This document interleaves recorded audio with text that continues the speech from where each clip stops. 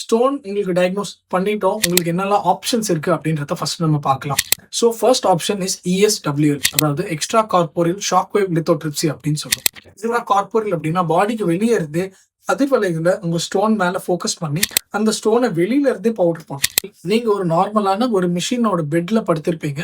அந்த மிஷின்ல இருக்க அல்ட்ராசவுண்ட் மூலியமாவோ இல்ல எனி இமேஜிங் மூலியமாவோ நம்ம உங்க ஸ்டோனை ஃபோக்கஸ் பண்ணி அந்த வேவ்ஸை உங்க ஸ்டோனுக்கு அனுப்புவோம். ஸோ இந்த வேவ்ஸ் மறுபடியும் உங்க ஸ்டோனை ஹிட் பண்றதுனால அந்த ஸ்டோன் வந்து சின்ன சின்ன பீஸா ஃப்ராக்மெண்ட் ஆகிடும். நீங்க யூரின் பாஸ் பண்ணும்போது கிராஜுவலா ஒரு பெரிய சைஸ் ஸ்டோன் சின்னதா சிப்ஸ் ஆகி ஸ்லோவா உங்க யூரின்ல பாஸ் ஆகும். பட் இந்த ESWL அப்படின்றதுனால என்ன டிஸ்அட்வான்டேஜ் அப்படின்னு நான் சொல்லிடுறேன். எல்லா விதமான கற்களும் நம்ம இந்த ESWL மூலியமா பண்ணிட முடியாது.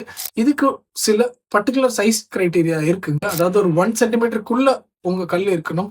கல்லோட கன அளவு நான் ஆல்ரெடி சொன்ன மாதிரி கொஞ்சம் சாஃப்டான கற்களை மட்டும்தான் இந்த ESWL மூலியமா நம்ம பண்ண முடியும். பட் இந்த கிரைட்டீரியால உங்க ஸ்டோன் வந்துச்சுன்னா இது ஒரு பெர்ஃபெக்ட் மெத்தட், ஒரு நான் இன்வேசிவ் மெத்தட். நீங்க OP பேசிஸ்ல வந்து ஒரு மார்னிங்கா டே கேரா வந்து உட்காந்து இந்த ப்ரொசீஜரை பண்ணிட்டு நீங்க ஒரு ஆஃப்டர்நூனே வீட்டுக்கு போயிடலாம்.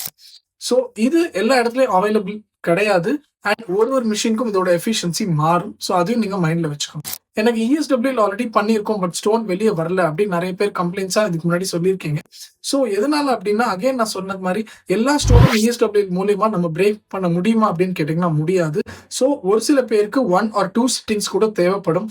1 or 2 சிட்டிங்ஸ் நம்ம ESWL கொடுத்த அப்புறம் கூட கல் வராம இருக்கிறதுக்கும் வாய்ப்பு இருக்கு. ஸோ இந்த மாதிரியான பேஷண்ட்களுக்கு ஒருவேளை நான் இன்வேசிவ் ப்ரொசீஜர் ஒர்க் ஆகல அப்படின்ற பட்சத்துல other forms of invasive procedure நம்ம பண்ண வேண்டியது இருக்கலாம். எண்டோஸ்கோபி போட்டு உள்ள உடஞ்சிருக்க பவுடர்ஸை ரிலீஸ் பண்ணி விடுறதுக்கு தேவைப்படலாம். ஸோ இதை மைண்ட்ல வச்சுக்கோங்க. ஸோ ESWL நான் திருப்பி ட்ரை பண்ணிட்டேன், எனக்கு ஸ்டோன் உடையல அப்படின்னு ஃப்ரஸ்ட்ரேட் ஆகாதீங்க. இது ஒரு பர்டிகுலர் ஸ்டோன்ஸ்க்கு மட்டும் தான் நம்ம யூஸ் பண்ண முடியும்ன்றத மைண்ட்ல வச்சுக்கோங்க.